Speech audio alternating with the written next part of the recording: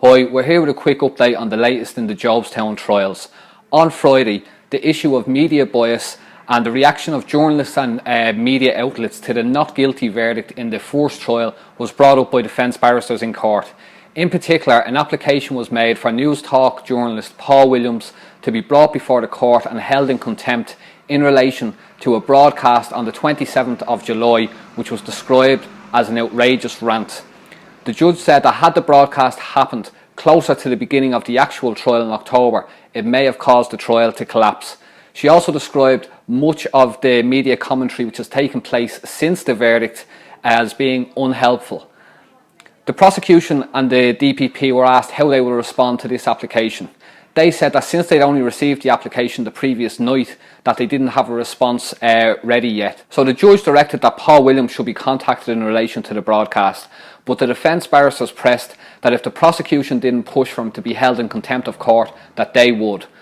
We spoke with Solidarity councillor Kieran, Mahon, who was one of the 7 defendants found not guilty in the first trial, about this. Well, what we saw on Friday in the Central Criminal Court was actual evidence of a possible contempt of court, and actually by the mainstream media.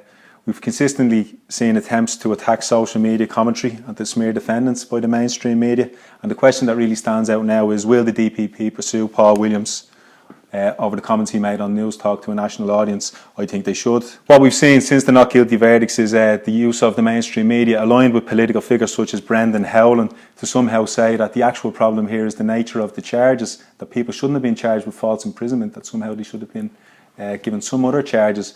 That's a bit late now after the same figures spent 2.5 years calling for people to be punished for the kidnapping of John Burton, rather than to acknowledge that there was a legitimacy to the political protest that took place in Jobstown. What they're really saying is that we may not have been found guilty of false imprisonment, but that we're actually guilty of something else. And this is being used by the mainstream media to again queer the pitch or frame the argument against current defendants that are facing trial. This sort of commentary with defendants facing trial in October should be ruled out of order by any judge, in my opinion. What we're seeing in a sense is it's like a David and Goliath situation, and Goliath is giving out about the fact that David has a slingshot. What we really need to do is get to the nub of this issue, a political protest. People have been found not guilty and all charges related to Jobstown should be dropped.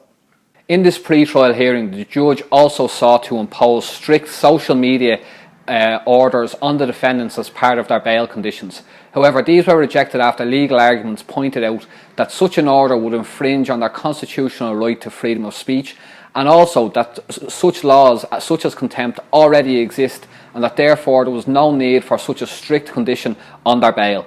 The case is now put back till October, when the trial of the next 7 defendants will begin.